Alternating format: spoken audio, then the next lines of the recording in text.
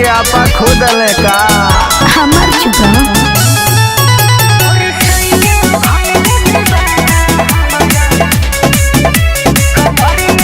सुनो हो सज धज के बैठल रहनी घूंघटा जब उठैले देखते सुरतिया हमार राजा पगलैले ई तो के बीच तू रहलू जवारे में हमसे नीमन के जानी तहरा बारे में और गइले राजा जी और लगते किली के बड़िया के मोर सैया जी मोर सैया भइले दीवाना हमारा टटोरी कमरिया के मोर सैया भइले दीवाना हमारा टटोरी कमरिया के के झूल गई रहने का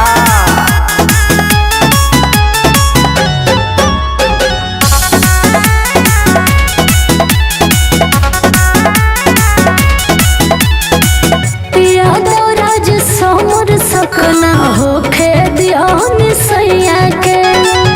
रात भर को रोइने हम मसाज कोरी होइया के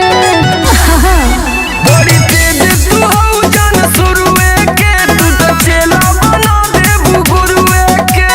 राजा के अपना मजा देने खूब हमसे जरिया के गर्दा कर दे